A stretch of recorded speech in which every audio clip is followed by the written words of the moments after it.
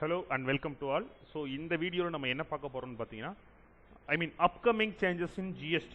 So இப்போ வந்து பார்த்தீங்கன்னா இதுவரை வந்து ஒரு சில மேஜரான விஷயத்தை நம்ம டிஸ்கஸ் பண்ணியிருந்தாலும் இந்த ஒரு பர்டிகுலர் வீடியோ பிக்கஸ்ட் ஒரு மிகப்பெரிய அப்டேட்டாக தான் இருக்க போகுது. ஸோ அது எப்படி என்ன ஏது அப்படின்ற டீட்டெயில்ஸை உங்களுக்கு நான் வீடியோவில் ஷேர் பண்ணுறேன்.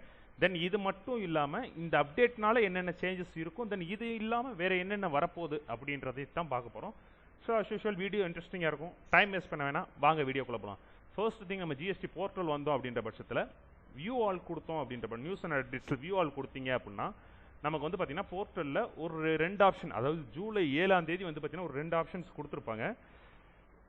First thing, barring of GST return on expiry of 3 years.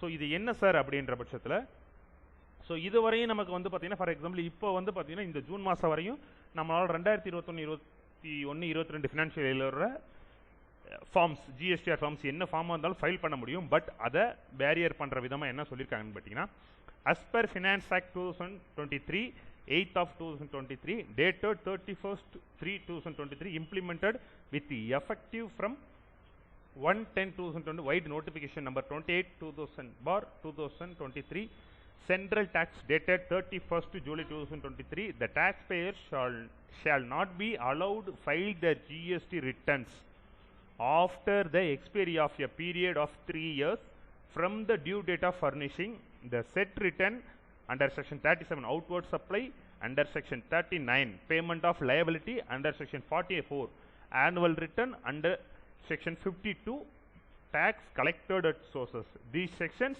cover GSTR 1, 3B, 4, 5 and 5A, 6, 7 and 8 and GSTR 9. Hence, above mentioned returns will be barred for filing after expired of 3 years. The said restrictions will be implemented on GST portal from July 2025 period. Hence, the taxpayers are once again advised to reconcile their records and file their GST returns as soon as possible, if not filed till now. So இதில் என்ன சொல்லியிருக்காங்கன்னு கேட்டிங்கன்னா, 2023 finance ஆக்டில் கொண்டு வரப்பட்ட 3 years வந்து பார்த்தீங்கன்னா 3 yearsக்குள்ளே வந்து பார்த்தீங்கன்னா ரிட்டர்ன் பீரியட்ஸை நம்ம ஃபுல்ஃபில் பண்ணணும். அப்படி பண்ணலை அப்படின்ற பட்சத்தில் அந்த ரிட்டர்ன் பீரியடை 3 years ஆஃப்டர் ஃபைல் பண்ண முடியாது அப்படின்றதான் அந்த ஃபினான்ஸ் ஆக்டோட ரூலே. ஸோ அது பிரகாரம் பார்த்தீங்கன்னா நம்ம ஃபைல் பண்ணிட்டு இருக்கிறது நார்மலாக ஜிஎஸ்டி என்னென்ன ஃபைல் பண்ணிட்டு இருக்கோம், 1ஆ இருக்கட்டும், 3Bயாக இருக்கட்டும், இல்லை 4, 5, 5A, 6, 7, 8 even to GSTR 9. So இது எல்லாமே ஜிஎஸ்டி ஃபைலிங் ஃபார்ம்ஸ், உங்களுக்கே நல்லா தெரிஞ்சிருக்கும். 1ன்றது சேல்ஸ், 3Bன்றது நம்மளோட ஐடிசி ரிப்போர்ட்ஸ், தென் 4ன்றது annual return for composition, 5A, 6, 7 TDS, TCS and GSTR 9 annual return. இது எல்லாமே வந்து பார்த்தீங்கன்னா 3 இதுக்கப்புறம் ஆன் ஜூலை ஆன்வர்ட்ஸ் வந்து பார்த்தீங்கன்னா என்னன்னு கேட்டிங்கன்னா, இப்போ ஜூன் சார் இப்போ ஃபைல் பண்ண முடியுமானா தாராளமாக நீங்கள் ஃபைல் பண்ணிக்க முடியும். அந்த ஒரு டைமிங் தான் அவங்க கொடுத்துருக்காங்க. என்னன்னு கேட்டிங்கன்னா, இதுவரையும் நீங்கள் ஃபைல் பண்ணலைன்னா இந்த ஃபார்ம்ஸில் ஏதாவது ஒரு ஃபார்ம்ஸ் ஃபைல் பண்ணாமல் விட்டு வச்சுருக்கீங்க. மெஜாரிட்டி வந்து பார்த்தீங்கன்னா ஒரு சிலருக்கு 9A வந்து பார்த்தீங்கன்னா என்னேபிள் ஆனதே தெரியாது. ஸோ இந்த மாதிரி என்னேபிள் ஆகாமலே மறந்து வச்சுருக்கீங்க அப்படின்ற பட்சத்தில் அவங்க என்ன சொல்கிறாங்கன்னா, தயவு செஞ்சு உங்கள் ரெக்கார்டை ரெக்கன்சில் பண்ணுங்கள். நீங்கள் என்னென்ன ஃபைல் பண்ணியிருக்கீங்க, என்னென்ன ஃபைல் பண்ணலை அப்படின்றத ரெக்கன்சில் பண்ணுங்கள். ரெக்கன்சில் பண்ணிவிட்டு 30th ஜூனுக்குள்ளே நீங்கள் ஃபைல் பண்ணிடுங்க. ஏன்னா 1 ஜூலை 2025க்கு அப்புறம் 3 வருஷத்துக்கு முன்னாடி, ஃபார் எக்ஸாம்பிள் இப்போ வந்து பார்த்தீங்கன்னா 25, 26 நடந்துகிட்டு இருக்கு, 24, 25, 23, 24. ஸோ இந்த 3 வருஷம் 21, 22 ஃபைல் பண்ண முடியுமான்னு கேட்டிங்கன்னா முடியாது.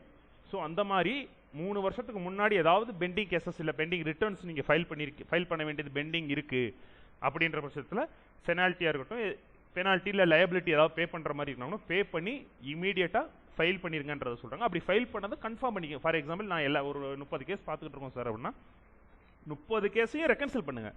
ஸோ இதில் ஏதாவது ஒரு ஃபார்ம்ஸ் நம்ம மிஸ் பண்ணியிருக்கோமா, இல்லை ஏதாவது ஒன்று ஃபைல் ஆகாமல் வச்சுருக்கோமா, ஸோ இது எல்லாத்தையுமே வந்து பார்த்தீங்கன்னா நீங்கள் செக் பண்ணிக்கங்க ப்ராப்பராக. இந்த ஜூலைக்கு அப்புறம் என்ன பண்ணிடுவாங்கன்னு கேட்டிங்கன்னா, அந்த ஃபைலிங் ஆப்ஷனை நாங்கள் ரிமூவ் பண்ண போகிறோம். Remove in the sense restrict பண்ண போகிறோம் அப்படின்றத கிளியராக சொல்லியிருக்காங்க. ஸோ இது பிக்கஸ்ட் அப்டேட். ஸோ உங்களோட ஃப்ரெண்ட்ஸ் அண்ட் கொலீக்ஸ் கூட ஒர்க் பண்ணுறவங்களுக்கு இதை ஷேர் பண்ணுங்கள். ஸோ ஷேர் பண்ணிவிட்டு கம்பல்சரி அவங்க ஃபைல் பண்ணியிருக்காங்கன்ற தெரிஞ்சாலும் ஒரு ஜஸ்ட் ஒரு ரெக்கன்சிலேஷன் தான். ஓப்பன் பண்ணி நம்ம என்னென்ன ஃபைல் பண்ணியிருக்கோம், கரெக்டாக ப்ராப்பராக ஃபைல் பண்ணியிருக்கோமா 2017 to 2024 ஃபினான்ஷியல் இயர்ஸ்.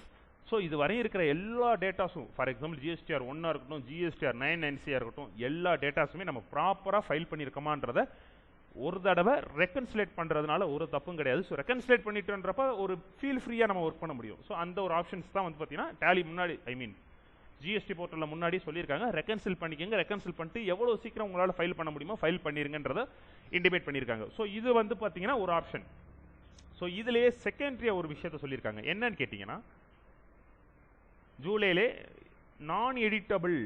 ஸோ இதிலே உங்களுக்கு சொல்லியிருப்பாங்க என்னன்னு பார்த்தீங்கன்னா advisory regarding on non editable of auto populated liability in GSTR 3B.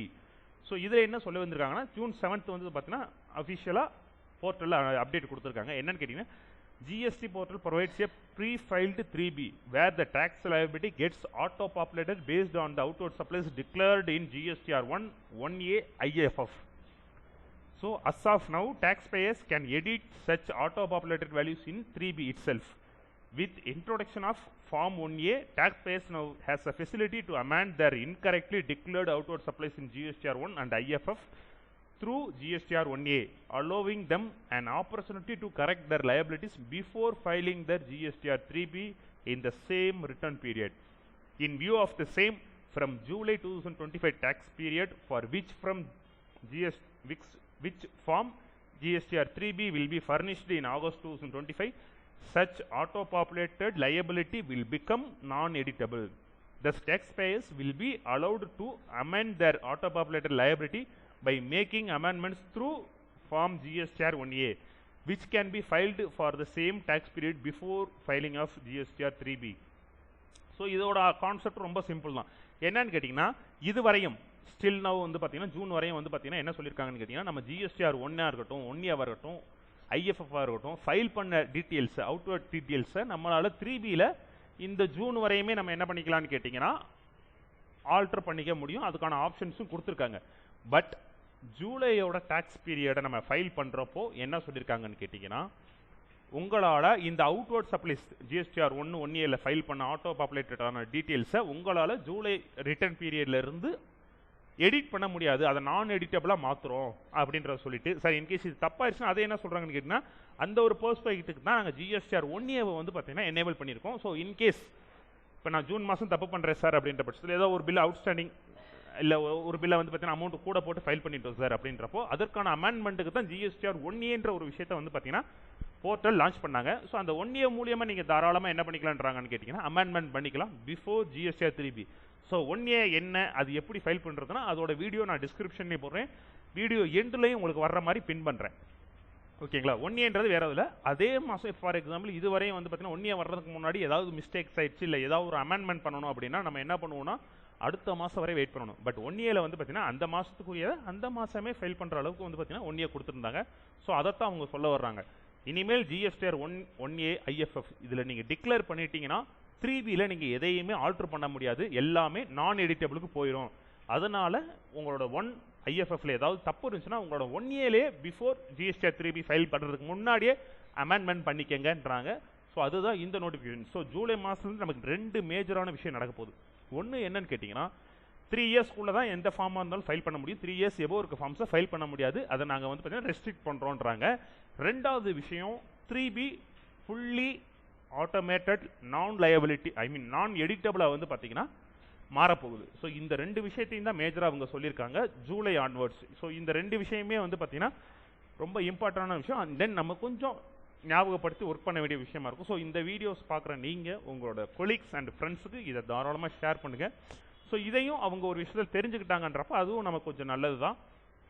தென் இது இல்லாமல் மேஜராக ஜூலைலேருந்து வேறு என்ன சார் அப்டேட் இருக்குது அப்படின்ற பட்சத்தில் ஸோ இவே பில். ஸோ இவே பில்லை போர்ட்டலை பொறுத்த மட்டும் நம்ம இதுவரை என்ன பண்ணிக்கிட்டு இருப்போம்னு கேட்டிங்கன்னா 2 போர்ட்டல் இருக்குது. ஸோ ஒன்று வந்து பார்த்தீங்கன்னா 2லையுமே தனித்தனியாக நம்ம இவே பில் எடுக்கிறதுனால எடுத்துக்கலாம். இதுவரையும் 2 மெர்ஜாக இருந்துச்சு. ஸோ இப்போ அது என்ன பண்ணிட்டாங்கன்னு கேட்டிங்கன்னா 2யுமே மெர்ஜ் பண்ணி ஸோ எப்படி கொடுத்துருக்காங்கன்னா introduction of enhanced interoperable services between e-way bill portals. So 1ல் நீங்கள் இவே பில் போட்டாலும் சரி இல்லை 2ல் இவே பில் போட்டாலும் சரி ரெண்டுமே வந்து பார்த்தீங்கன்னா இன்டர்லிங்க் ஆகும். ஸோ இன்டர்லிங்க் ஆகி 2யுமே எந்த இதில் வேணால் நீங்கள் செக் பண்ணிக்க முடியும். ஃபார் எக்ஸாம்பிள் அது எப்படி சொல்லியிருக்காங்கன்னா நியூ இன்டர் ஆப்பரபிள் சர்வீஸ்னு சொல்லிட்டு so generation of e way bill based on party details entered by the supplier and generation of consolidated e way bills and extension of validity of e way bills update of transporter details and retrieval of consolidated e way bills. So இது எல்லாமே எந்த portal இருந்தாலும் எந்த போர்ட்டலுக்கும் for example ஒன்றில் போட்டாலும் நீங்கள் ரெண்டில் link இது பண்ணிக்கலாம் அண்ட் தென் ரெண்டில் போட்டாலும் ஒன்றில் ஆல்டர் பண்ணிக்கலாம். அந்த அளவுக்கு வந்து பார்த்தீங்கன்னா இன்டர் ஆப்ரபிளாக கொண்டு வந்துட்டாங்க. ஸோ இதை வந்து எந்த இதுலேருந்து கொண்டு வர்றாங்கன்னு கேட்டிங்கன்னா, ஸோ இந்த அப்டேட் ஐ மீன் நான் இப்போ இந்த சொன்னேன் இல்லைங்களா, இந்த அப்டேட் வந்து எதுலேருந்து உங்களுக்கு லான்ச் ஆக போகுதுன்றது வந்து பார்த்தீங்கன்னா 1 ஜூலை. ஸோ நான் வந்து சொல்லியிருந்தேன் இல்லைங்களா, ஸோ 1 ஜூலை தான் இதுவும் என்ஹான்ஸ் ஆக போகுது. ஸோ இந்த ஜூலை மந்த்ன்றது ஒரு சில ஜிஎஸ்டி அப்டேட்ஸுக்கும் அண்ட் தென் இவே பில்லோட அப்டேட்ஸுக்கும் வந்து பார்த்தீங்கன்னா பொருந்தும். ஸோ இதனால் கொஞ்சம் கேர்ஃபுல்லாக இதுவரையும் பார்த்த ஒர்க்கில் இந்த ஒரு ரூல்ஸை ஞாபகம் வச்சுட்டு ஒர்க் பண்ணிக்கின்ற ஒர்க்கு ஈஸியாக இருக்கும். தென் நான் டெலிவரி பண்ண வேண்டிய விஷயத்தை டெலிவரி பண்ணியிருக்கேன்றவன். ஸோ இதே மாதிரி நெக்ஸ்ட் ஒரு நியூ டாப்பிக்கில் உங்களை மீட் பண்ணுறேன். ஸோ தேங்க்யூ, தேங்க்ஸ் ஃபார் வாட்சிங்.